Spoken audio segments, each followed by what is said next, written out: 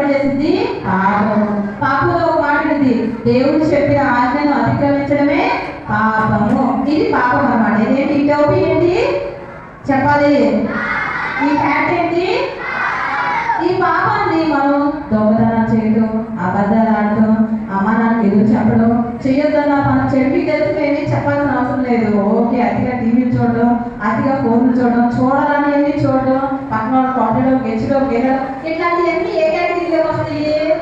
పెద్ద పెద్ద పాపాలు కాకపోతే చిన్ని చిన్ని స్టార్టింగ్ అనమాట. పాపానికి స్టార్టింగ్ అనమాట. చెయ్యొద్దు. అసలు దేవుడు చెప్పాడు దొంగతనం చేయదు, అబద్ధాలు ఆడదు, పక్కన వాళ్ళు ఏది ఆశించొద్దు, నీ తల్లిని తండ్రిని సన్మానించడం, చర్చికి రాకపోవడం కూడా పాపమే, ప్రార్థన చేయకపోవడం కూడా పాపమే, వాక్యం చదవకపోవడం కూడా పాపమే. అట్లాంటి పాపాలు మనం ఏం చేస్తూ ఉంటాం? రోజులో చాలా చేస్తూ ఉంటాం. ఆ చేసిన పాపాలన్నింటినీ ఏం చేయాలి? మనము దేవుని దగ్గర ఒప్పుకోవాలి. సాయంత్రానికి ప్రభా నేను తెలియజేసానయ్యా, నన్ను క్షమించయ్యాలి. ఇది ఈ పాపము ఫస్ట్ స్టార్టింగ్ లో ఇది అక్క టోపీ పెట్టుకుంటే పాపం అనే టోపీ అక్క పెట్టుకున్నా ఎలా ఉంటుంది? ఈ పాపం ఫస్ట్ ఎలా ఉంది? ఈ టోపీ చిన్నగా ఉందా పెద్దగా ఉందా? చిన్నగా ఉంది. పాపం ఫస్ట్ ఎలా ఉంది? చాలా చిన్నగా ఉంది అనమాట. ఈ పాపాన్ని వదిలించుకోవడం చాలా ఈజీ. చిన్న పాపాన్ని వదిలించుకోవడం చాలా ఈజీ. అక్క తల మీద ఏముంది? పాపం ఉంది. అక్క ఇప్పుడు ఇలా అనగానే అనక్క ఎలా ఈజీగా పడిపోయిందా కష్టంగా పడిందా? చిన్నది చిన్న అబద్ధం అనుకో, దేవుని దగ్గర వెంటనే ఒప్పేసుకున్నాం అనుకో, ఏమైపోయింది? ఆయన నమ్మదగిన వాడు, నీతిమంతుడు కనుక మన సమస్త పాపాలను ఆయన ఏం చేస్తాడు? ఒప్పుకుంటే క్షమించి వేస్తాడు అనమాట. అక్క చిన్న పాపం, మీ పాపం మిమ్మల్ని పట్టుకుని, పాపం మనల్ని ఏం చేసిందట? పట్టుకునిద్దంట. వాక్యం అనమాట ఇది. సంఖ్యాకాండం 32:23 ఉంటుంది. మీ పాపం మిమ్మల్ని పట్టుకుంటుంది. కొంచెం ఏమైంది? పడిపోయింది, ఇప్పుడు సరిపోయింది. ఇప్పుడు ఏమైంది? చక్కగా సరిపోయింది. ఇందాక అసలు పెడతంటేనే ఉండట్లేదు. ఇందాక ఏం చేసింది? పెడతంటేనే ఉండట్లేదు. ఇప్పుడు చక్కగా ఉంది. ఇప్పుడు దీన్ని వదిలించుకోవడం ఇందాక నాకు వదిలించిన కష్టం, అంతే కదా? ఇందాక అసలు పెడతనే ఉండట్లేదు. ఇప్పుడు అక్కడ దాన్ని వదిలించేసుకోవాలి.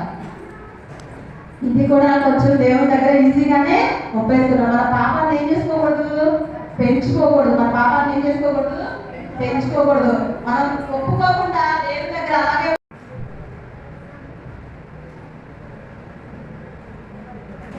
ఇప్పుడు ఇప్పుడు ఇప్పుడు మనం ఒప్పుకోకుండా వదిలించుకోకుండా ఈ పాపం ఏమైపోయింది?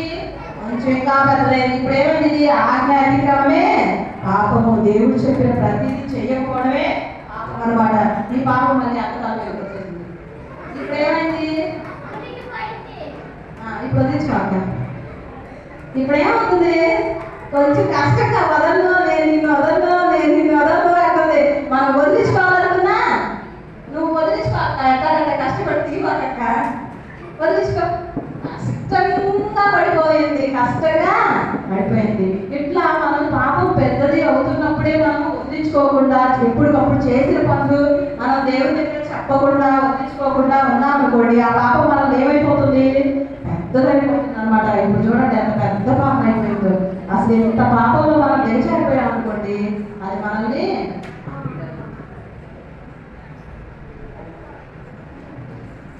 కష్టాలు పడుతున్నారు దాన్ని తీయడానికి.